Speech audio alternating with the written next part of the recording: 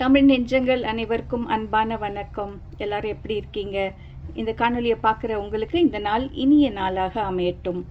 இன்றைக்கி ஜோதிஸ் வலையொலியில் நம்ம பார்க்க போகிறது ஒரு ஈவினிங் ஸ்நாக். இந்த பக்கெட் பிரெட், இந்த ஃப்ரெஞ்ச் பிரெட் வச்சு செய்கிறது எப்படின்னு பார்க்க போகிறோம். இது இல்லாதவங்க இந்த சாதாரண பிரெட் வச்சும் செய்யலாம். இது ரெண்டு எப்படி செய்கிறதுன்னு வாங்க வலையொலிக்குள்ளே போகலாம். எப்படி செய்கிறதுன்னு பார்க்கலாம். இதுக்கு நான் சால்டட் பட்டர் எடுத்திருக்கேன். இது இந்த 4 ஸ்லைஸ் 5 ஸ்லைஸ் தேவையான அளவுக்கு நீங்கள் பட்டர் எடுத்துக்கோங்க. இது உருக்கின பட்டர் இல்லை, இது ஃப்ரிட்ஜிலேருந்து எடுத்த பட்டர் தான். இதில் சில இட்டாலியன் ஹெர்ப்ஸ் சேர்க்குறேன். இது பீஸாக்கு பயன்படுத்துவாங்க.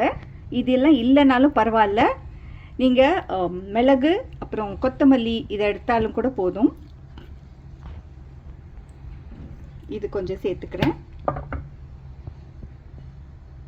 கருப்பு மிளகு, பொடி பண்ண மிளகு இது கொஞ்சமாக எடுத்துக்கிறேன். இது ரோஸ்மேரி லீவ்ஸ். இதெல்லாம் கொஞ்சம் வாசனையாக இருக்கும். அந்த பட்டர் உருகி, அந்த வெண்ணெய் உருகி அந்த ப்ரெட்டோடு கலக்கும்போது நல்ல வாசனையாக, சும்மா கொஞ்சமாக எடுத்துக்கிறேன். அடுத்தது பேகல் சீசனிங். இது செசமி, இது எள்ளு நிறைய கலந்துருக்காங்க. இது கருப்பு எள்ளு, வெள்ளை எள்ளு இதெல்லாம் கலந்துருக்காங்க. சீ சால்ட் எல்லாமே எல்லாம் இருக்குது.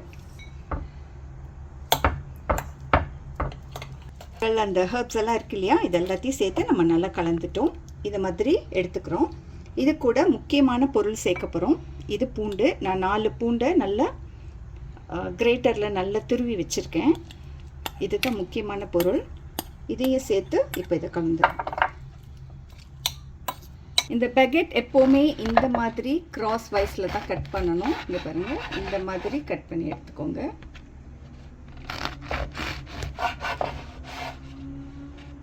வெட்டின இந்த ரொட்டி துண்டுகள் மேலே இதை நல்லா தடவிடுங்க.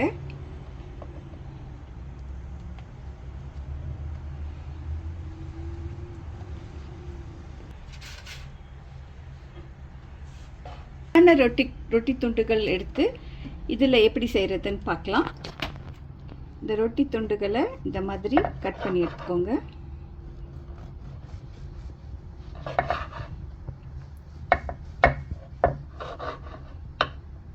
துண்டுகளோட ஓரங்கள் எல்லாம் நான் வெட்டலை, நம்ம அப்படியே வச்சு பொரிக்கலாம். அது இன்னும் மொறுமொறுன்னு இருக்கும்.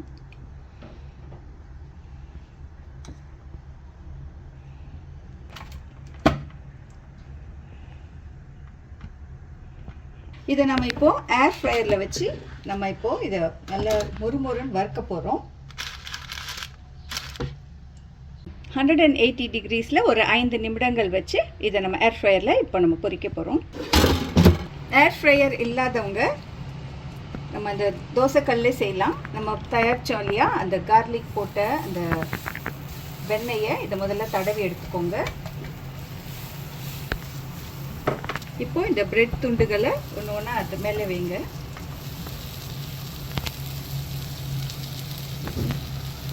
இதில் இருக்க பட்டர் எல்லாத்தையும் கொஞ்சம் மேலேயும் தடவி விட்டுருவோம். இது ஒரு ஆரோக்கியமான ஒரு மாலை நேரம் இல்லை காலையில் நீங்கள் ஒரு காலை நேர உணவாகவும் சாப்பிடலாம். இந்த காணொளி உங்களுக்கு பிடிச்சிருந்தா தொடருங்க. உங்கள் கருத்துக்களை பதிவு செய்யுங்க. இந்த காணொளியை பார்த்ததற்கு மிக்க நன்றி. வணக்கம்.